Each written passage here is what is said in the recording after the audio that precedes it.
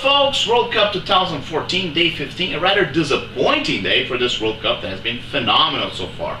We started off the match between the United States and Germany, a match that started off polemic. Everybody knows about the relationship of Joachim Löw and Jürgen Klinsmann, good friends. Actually, Klinsmann kind of helped Löw to become the coach of Germany, and since Klinsmann has been here in the United States, these guys have been close friends. And everybody knows that the United States need a tie, Germany too, so a tie would advance both teams. Actually, Germany would end first, which is probably the goal that Germany had in the beginning, and the United States would end up with the second place and qualify in this tough group.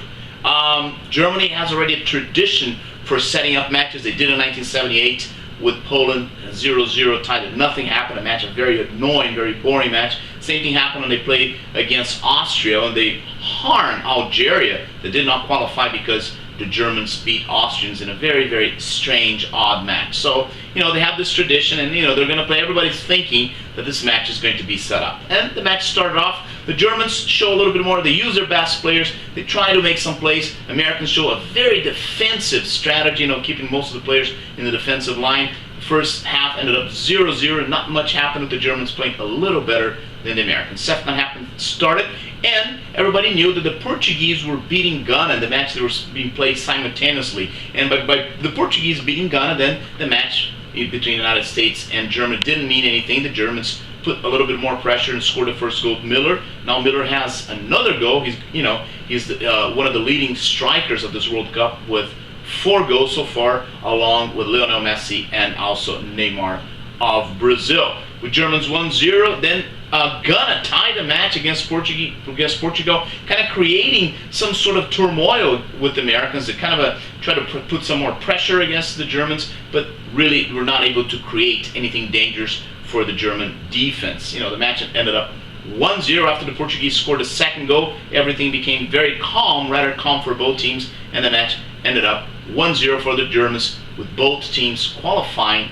for the next round in a match that truly not much happened. If you're going to detach something that happened in this match, Jones hit the referee in a very funny way. The referee fell down, but nothing happened, nothing more happened in this match. That was sort of like the trend of this match. And the other match played between Portugal and Ghana. A lot of things happened, but it was not a good game. Portugal needed to win by a very large score, by 4 goals. Ghana just needed a simple victory.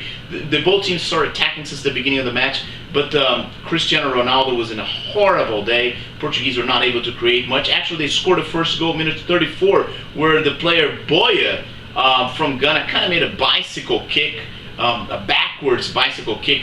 Horrendous play by this player, and then Portugal scored the first goal. Actually, Ghana started losing the match in the beginning when they're not able to use some of their best players. Boateng and Muntari got suspended for indeterminate time after harassing their coach Apia. After that, the Federation of Ghana decided to put these players away from the rest of the team, and they're very important players. Without him, Ghana is Asamoah and not much else. They're not using Michael Essien, who's been sitting on the bench for unknown reasons. But the first half finished 1-0 for the Portuguese.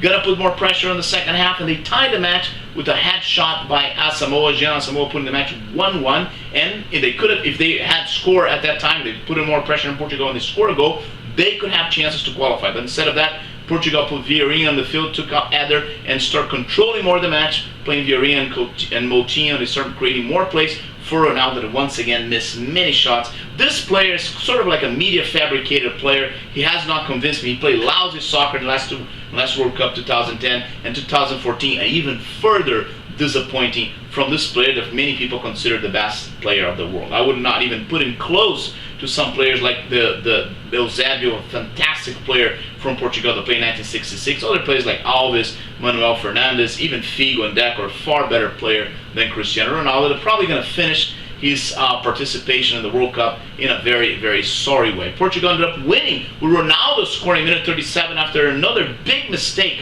by the goalkeeper, Dauda, that just gave the rebound to Ronaldo. Ronaldo kind of kicked the ball in the wrong way, almost missing the shot, but put the Portugal ahead 2-1, and they ended up winning the match by 2-1. And both teams are out, and they did not play enough to qualify. Actually, Germany and the United States played far better soccer today than did Portugal and Ghana. And the other two matches, Algeria play the Russians. And the Russians also, disappointing performance throughout the whole Cup. Capello is an outdated coach, try to defend too much. Today, they even show a little bit of a attacking performance in the beginning by using Kurzakov, the best Russian player that set out on the last match. Capello really making a lot of mistakes. And they scored the first goal through Kokori, minute 6.